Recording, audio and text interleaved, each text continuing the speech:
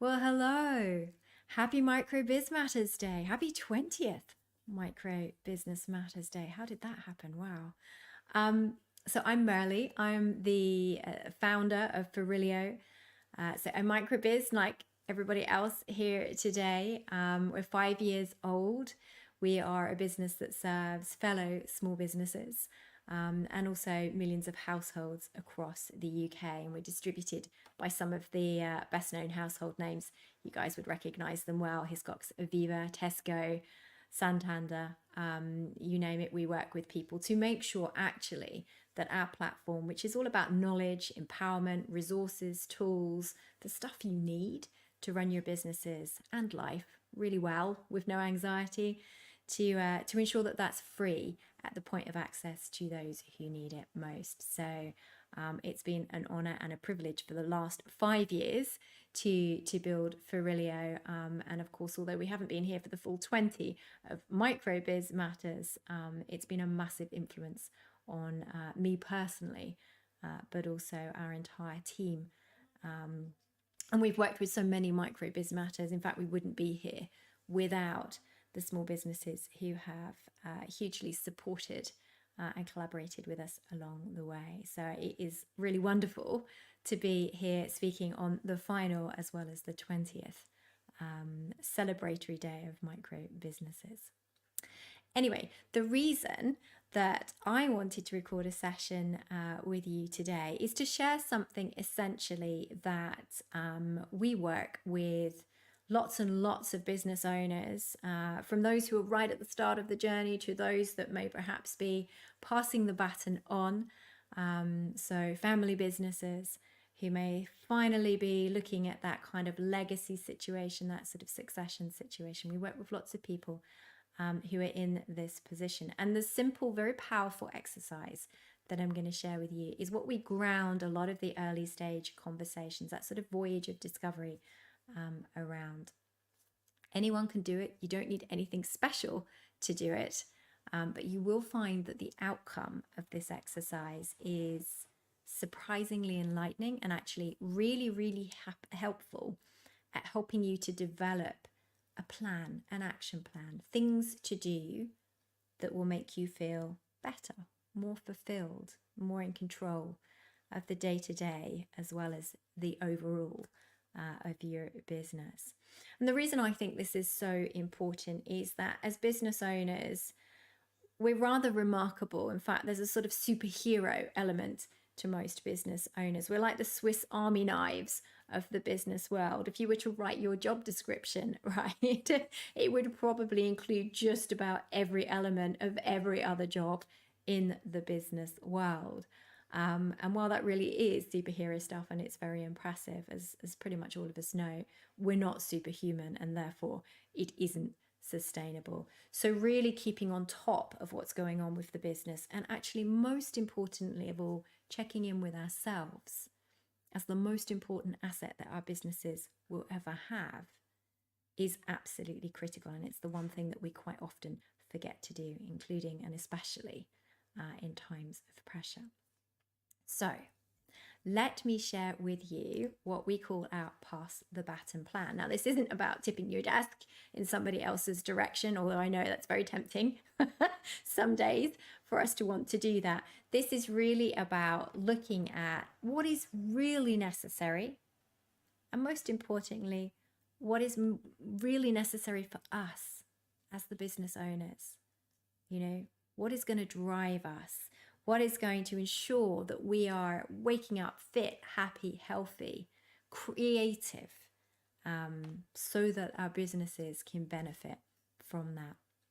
So, piece of paper and a pen. Divide your piece of paper into 4. We're going to recreate the image that you can see on the screen in front of you. This is taken from one of the guides on Ferilio.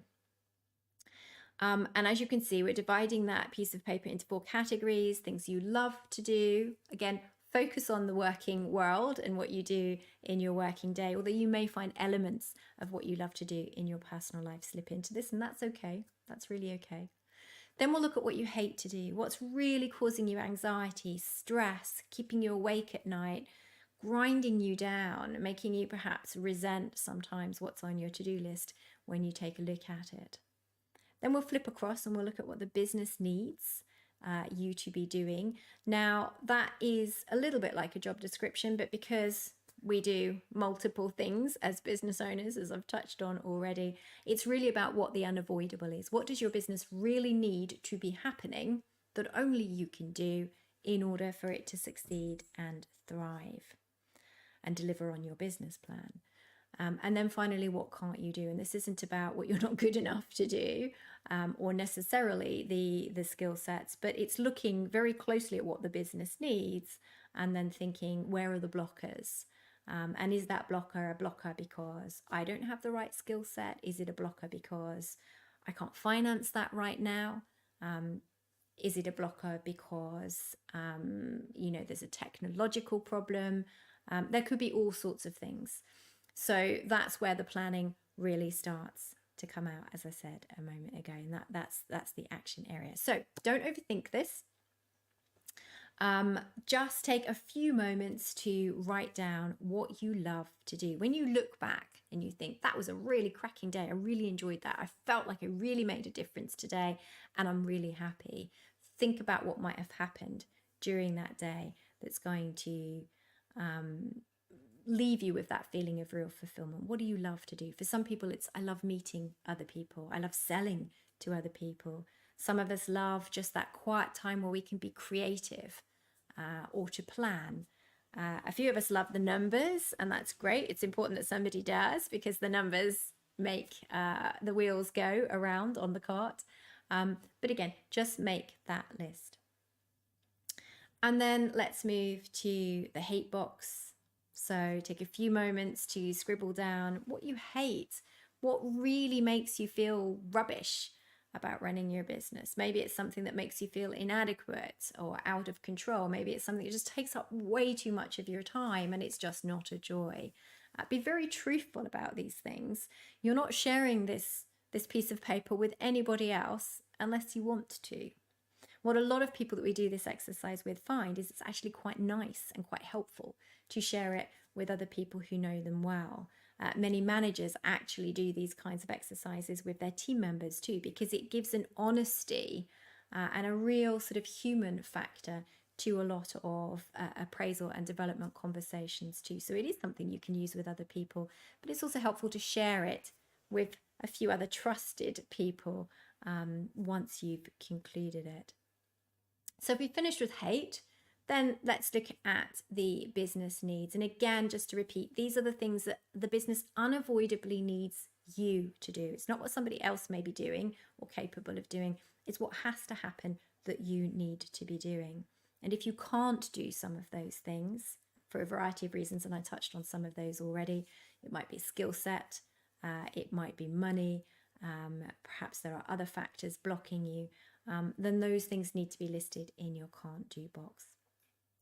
What's really interesting and probably the most powerful thing about this exercise is when then you start to compare the boxes to each other. So how much of what you love to do is really what the business needs to be done? Are you slightly out of kilter? Is your business model perhaps pushing you now in a direction that you might not have planned for originally, or that you might not feel as fulfilling as you felt you might? Is there something out of sync here? And if there is, make a note of that, because you'll need to come back to that in a moment. Is there too much of what you hate?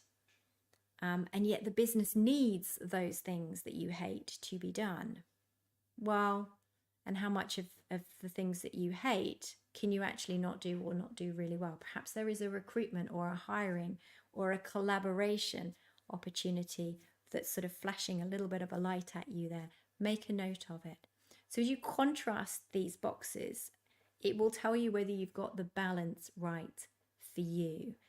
And a lot of us as business owners have this sort of ostrich syndrome. We put our head in the sand and we ignore sometimes what's really going on.